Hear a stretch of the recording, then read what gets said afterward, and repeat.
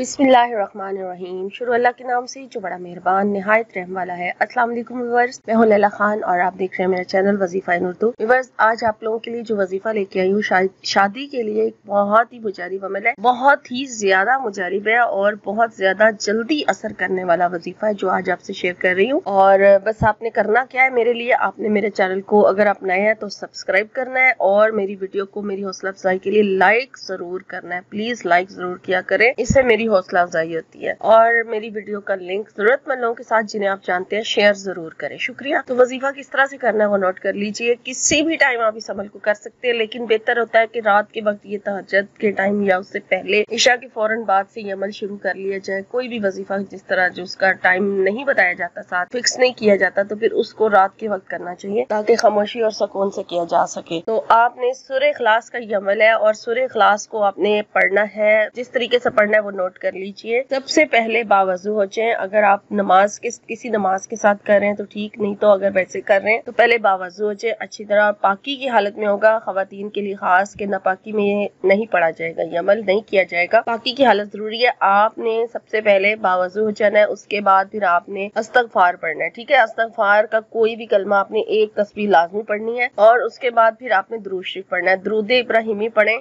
या जो भी दुरूद शरीफ आप पढ़ना चाहते हैं वो आपकी मर्जी है। आपने 11 मरतबा दुरूद शरीफ पढ़ना है और उसके बाद फिर आपने सूरह इखलास जो है वो इस तरह से पढ़नी है कि सूरह इखलास की हर आयत को आपने थाउजेंड टाइम पढ़ना है। बिस्मिल्लाह शुरू में एक बार पढ़ ले और उसके बाद फिर आप पहली आयत जिस तरह सूरह इखलास की कुल हुवल्लाहु अहद, इस आयत को आपने 1000 मरतबा पढ़ना है। फिर दूसरी आयत, फिर तीसरी आयत, इस तरह से आपने इसको हर आयत को हजार मरतबा पढ़ना है। और फिर उसके बाद जब आपका इसकी सूरह इखलास की सारी आयत कंप्लीट हो जाए, हजार मरतबा आप पढ़ लें, तो फिर उसके बाद आपने जो है पहले दिन का ये अमल, जो पहले दिन का मैं बता रही हूँ कि आपने इस तरीके से करना है। ठीक है, और उसके बाद फिर आपने 1000 मरतबा पूरी सूरह इखलास जो है वो पढ़नी है। और फिर उसके बाद आपने अपना दुरूद शरीफ पढ़ने के बाद, दुआ मांगने के बाद दुरूद शरीफ पढ़ लेना है। और फिर आपने बाकी दिनों में सिर्फ और सिर्फ एक तस्बीह सूरह इखलास की करनी है। अब आप इस अमल को हमेशा